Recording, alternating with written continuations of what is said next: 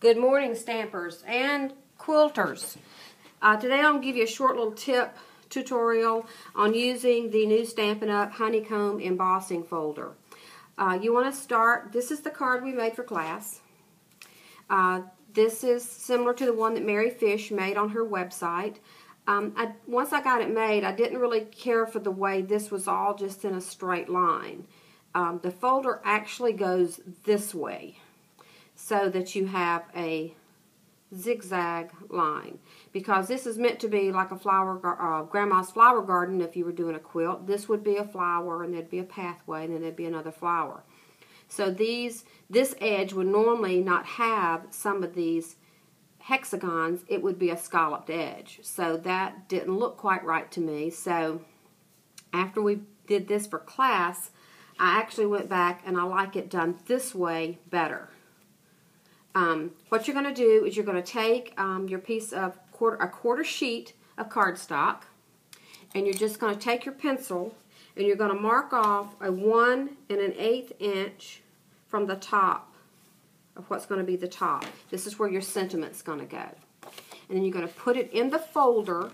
You're going to line it up, the line that you just drew, the little hash marks. If it's easier to do it on the back, you can turn it over. But you want to line that up so that this is outside of the folder, that 1 1/8 inch. And just if you cut a quarter sheet, it's just going to line up good here with the edges, and that will be straight. You're going to run that through your Big Shot, and then when you take it out, you're going to trim the edges so that if you lined it up with one of the edges, it's going to look like this on one side, and you're just going to trim the other side to match. And it's going to end up being about 3 5/8, and the whole piece would be about 3 5/8 by 5. Because once this is lined up in here, you're going to also, when you take it out, you're going to need to trim across the bottom to make 3 half hexagons, 2 whole hexagons. Okay? And something I did was, once I got it embossed, I'm using 3 colors of designer paper from the Print Poetry pack. So I just started with my 2 full, the ones that are the full hexagons on the bottom, and numbered them 1 2 3 1 2 3 up, 1 2 3 1 2 3 up, like that, because I'm only using 3 colors.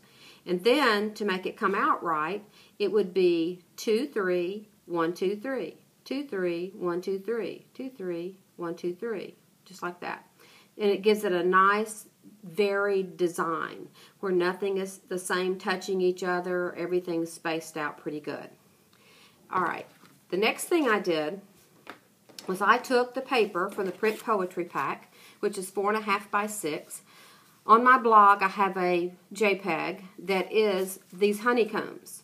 And it's just, if you just stick this in your printer and set your paper size or whatever you want to cut your paper at, the photo is 4.5 by 6.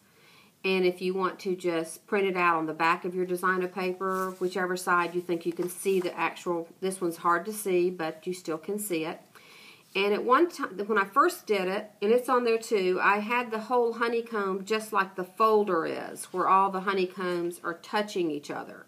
But that made it very hard to cut out, because you have to snip, snip, snip, too much snipping to get them separated. This way, if you just do this, and you can cut a whole strip, and you have your whole strip cut, and then it's just pretty simple.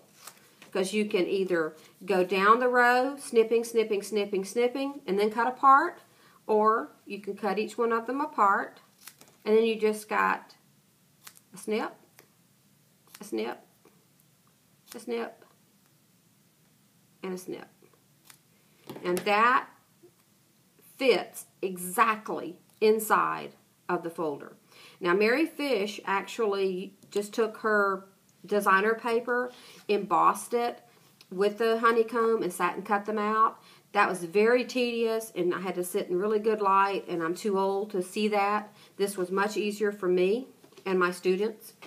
You're welcome to go to my blog and download the photograph and use it as much as you like. and I'm just going to I'm using a glue pen to put these down because you really need to have it into the corners. It's just easy to run it around the edge like that. Use your quicker picker upper tool. I'm not sure. It's called a quicker poker picker upper to pick up the little pieces. Otherwise, don't attempt to do this without something like that unless you make a stop at your local beer and wine or liquor store first. So you're going to put them in the order that you've got them numbered, or any design that you want. That's just the way I picked it because I thought that looked more authentic as far as quilting. I used to be a quilter. The piece actually ends up being 3 5/8 by 5. You're going to mat it. We put it on a portrait fold flip top card, and the inside part right here, how I made that was I just took a piece of lightweight bond type paper.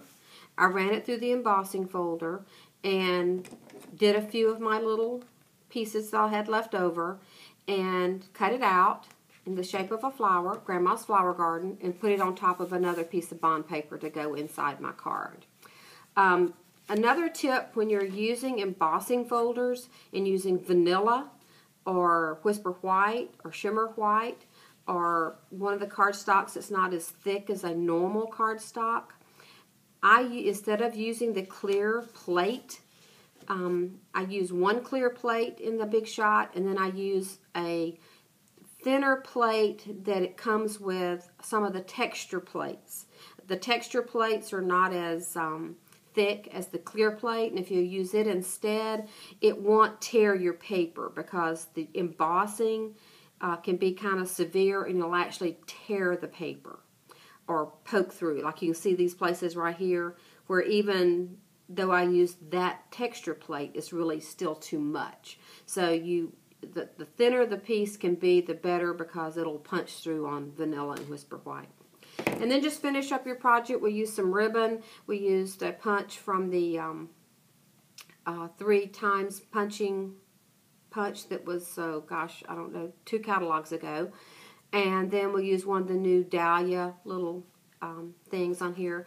I can tell you these little dahlias, if you're mailing this card, they will actually poke through the envelope because they're not real smooth. They've got the little petals are kind of prickly.